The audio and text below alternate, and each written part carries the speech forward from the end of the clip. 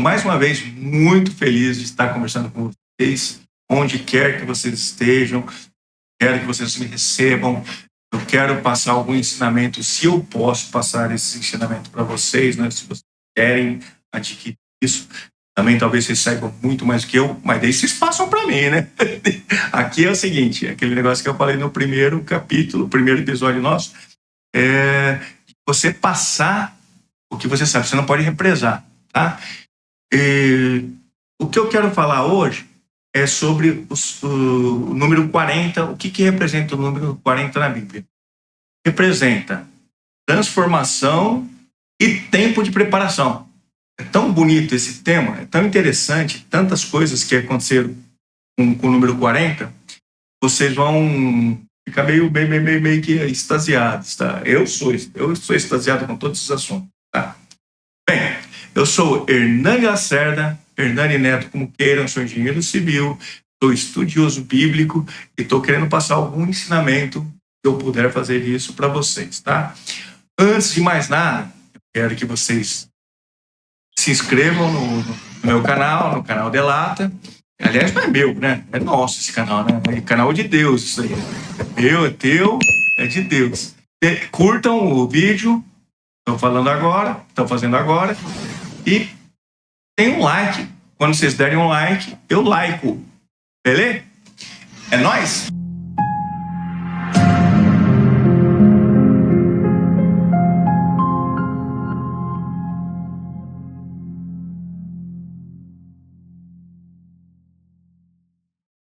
Então vamos para lá. Bem, o 40, como eu disse, já representa transformação, tudo mais. A primeira hora que aparece o 40 na Bíblia é no dilúvio. 40 dias enclausurado, né? Lógico. Com chuva sem parar. E Noé, com a sua família, ficaram lá, Noé, a mulher dele, os filhos dele e as noras, que faziam um total de 8 pessoas, né? Primeiro assunto.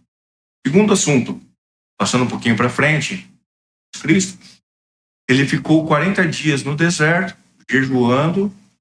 Nesses 40 dias que ele fez, ele teve, inclusive, conversas com Satanás e tudo mais. O cara...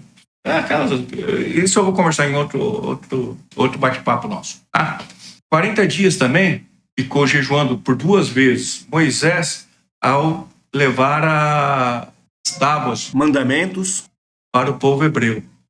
A primeira vez ele levou, daí a tábua foi quebrada, porque feito um boi de ouro lá, que, aliás, Arão, o irmão dele, para querer ganhar algum tempo com o povo, foi quem o fez. Daí Moisés teve que subir de novo, e para fazer a segunda vez as tábuas, passou mais 40 dias jejuando, tá? Moisés também, ele tem 3 períodos de 40 anos na vida dele.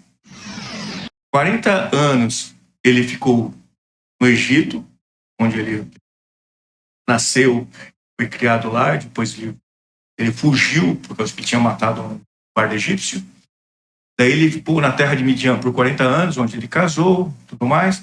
E por fim, pessoal, e lembrando, Moisés, para chegar à terra prometida, depois que ele atravessou o Mar Vermelho, ele ficou 40 anos também peregrinando com aquela...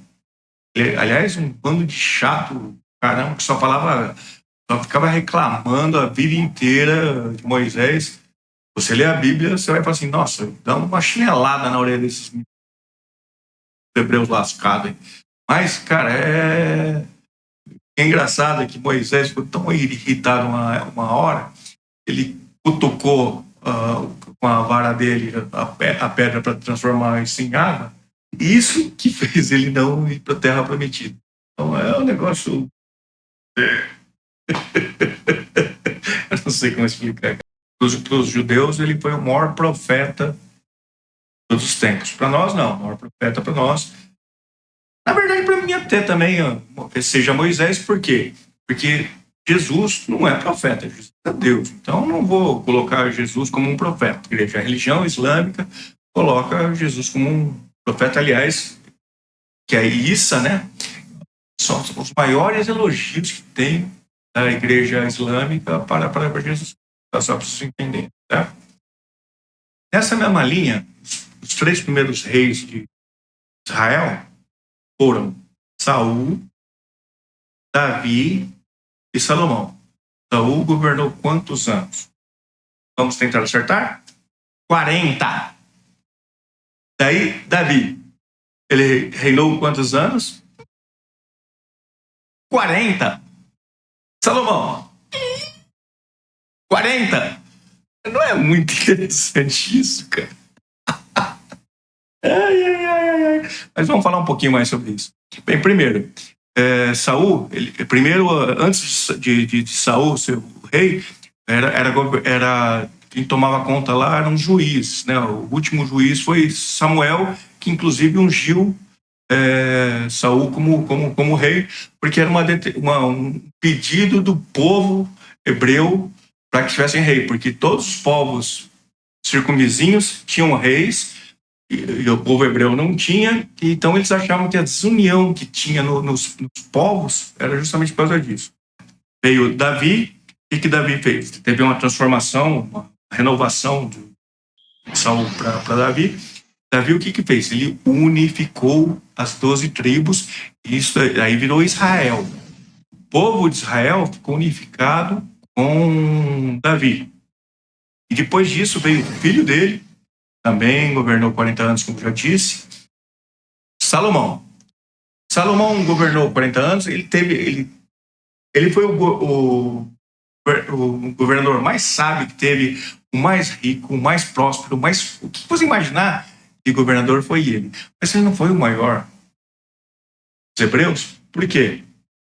Porque ele, no final dos anos dele, ele se envolveu com pessoas de outras religiões, com mulheres de outras religiões, e acabou tornando, em algum momento, pagão. A Bíblia, nossa, a Bíblia ele comenta isso em Eclesiastes, é um negócio meio interessante. E, aliás, eu falo para vocês lerem Provérbios. Aliás, para começar a ler a Bíblia, comece por Provérbios, depois Eclesiastes, continua, depois lê Gênesis. Se você começar por Gênesis, você vai querer parar de ler a Bíblia, porque tanta coisa estranha lá que assim, não, isso não é possível que seja de Deus. E é tudo de Deus, tá? Só para saber. Porque daí você tem que primeiro entender por que tudo aconteceu para a gente comentar, justificar ou fazer alguma outra coisa, tá? Bem, terminadas essas histórias terminados os 40 anos de Salomão, que foram prósperos, porém no final do reinado dele ele durou com outras religiões, né? Os pagãos que eu falei já. O filho dele, Roboão,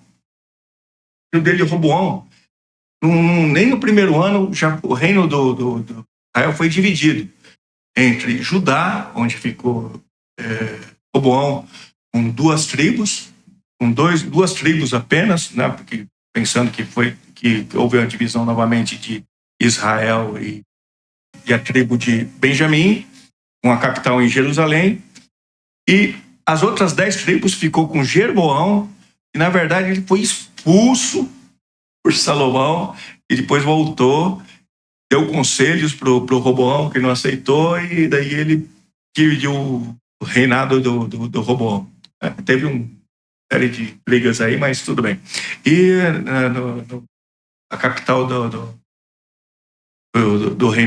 reino de Jeroboão era Samaria. Beleza, senhores?